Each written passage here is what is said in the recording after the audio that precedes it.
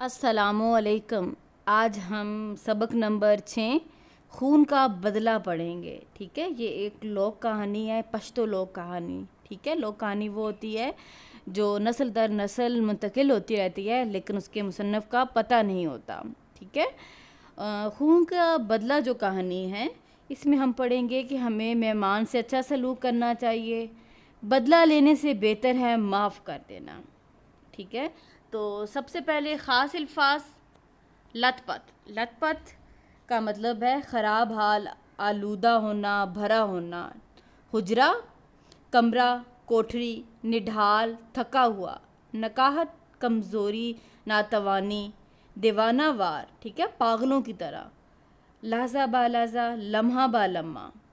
ملال رنج یا غم، غافل بے فکر بے پرواہ، بدبخت بد نصیب بد قسمت، مہلک خطرناک، رفع دور، دستور قاعدہ بنیادی اصول، کاری کاری کہتے ہیں مہلک یا گہری، ندامت ہوتا ہے شرمندگی، آرزو خواہش، انتقام بدلہ، حسرت ایسی خواہش جو پوری نہ ہو، بپھرا ہوا سخت ناراض یا غصے میں۔ تو ہم سبق پڑھنا شروع کرتے ہیں۔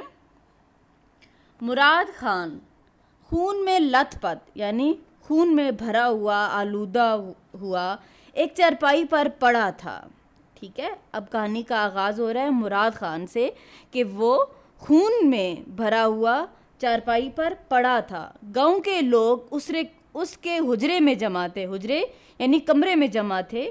اس کی بیوی اور نوجوان بیٹی مارے غم کے نڈھال ہوئی جا رہی تھی، ٹھیک ہے۔ مارے غم کے نڈال ہونا یعنی غم سے دل ٹوٹنا، دل ڈوبنا۔ مراد خان کی حالت لحظہ با لحظہ یعنی لمحہ با لمحہ یا وقفے سے خراب ہوتی جا رہی تھی۔ زیادہ خون بہہ جانے کی وجہ سے اس کی رنگت زرد ہو گئی تھی، یعنی خون بہت زیادہ بہہ گیا تھا اس لیے جو رنگ تھا وہ زرد ہو رہا تھا، پیلا پڑ رہا تھا۔ وہ کچھ کہنا چاہتا تھا لیکن نکاہت ہوتا ہے کمزوری، ناتوانی کی وجہ سے نہیں کہہ سکتا تھا۔ آخر اس نے بڑی مشکل سے ہاتھ اٹھایا، سب لوگ خاموش ہو گئے۔ اس کی بیوی اور بیٹی نے بھی ضبط سے کام لیا یعنی ہمت سے کام لیا۔ سب کی توجہ مراد خان کی طرف تھی یعنی سب کا دھیان مراد خان کی طرف تھا۔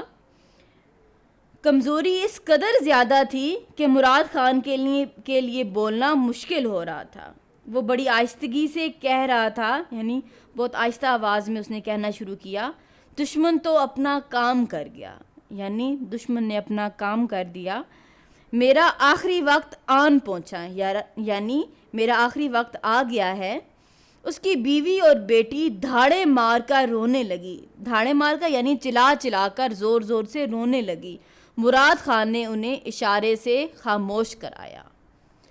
اس نے کہا، میں دنیا سے ایک حسرت یعنی ایک خواہش لیے جا رہا ہوں، کاش میرا بھی کوئی بیٹا ہوتا جو میرے خون کا بدلہ لیتا تو میری بے چین روح کو سکون ملتا، لیکن افسوس یعنی افسوس کہہ کے اب مراد خان چپ ہو جاتا ہے۔ اس کی آنکھوں سے آنسو بہنے لگے۔ مراد خان کی بیٹی اسپن گل یہ سن کر اپنے باپ کے پاؤں سے دیوانہ وار لپٹ گئی اور کہنے لگی، دیوانہ وار یعنی پاگلوں کی طرح لپٹ گئی اور کہنے لگی، بابا تم غم نہ کرو، میں وعدہ کرتی ہوں کہ جب تک تمہارے خون کا بدلہ نہ لے لوں مجھ پر چین کی نیند حرام ہوگی۔ یہ بات سن کر سب نے اس کی ہمت کی تعریف کی اور مراد خان بھی سکون سے مر گیا۔ دن گزرتے گئے مگر اسپن گل اپنے وعدے کو نہ بھولی۔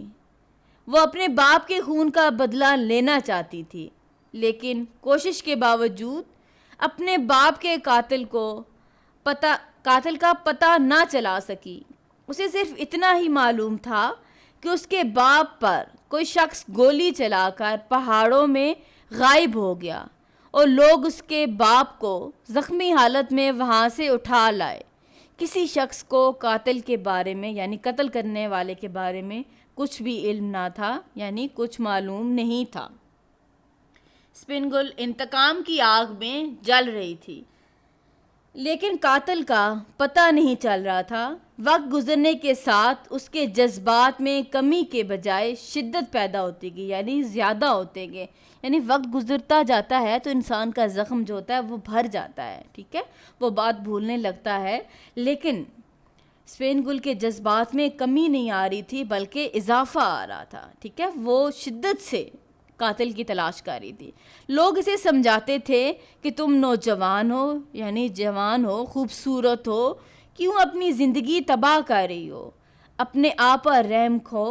مگر اسپینگل پر ان باتوں کا کوئی اثر نہیں ہوتا تھا۔ بدلے کے خیال میں وہ سب کچھ بھول چکی تھی، حتیٰ کہ وہ اپنی پیاری ماں کی خدمت سے بھی غافل ہو گئی تھی، یعنی لاپرواہ ہو گئی تھی۔ اوکے کلاس، آج ہم اتنا ہی پڑھیں گے، باقی ہم انشاءاللہ کل پڑھیں گے۔ ویڈیو کو لائک کریں، چینل کو سبسکرائب کریں اور اپنے دوستوں کے ساتھ شیئر کریں۔ اللہ حافظ۔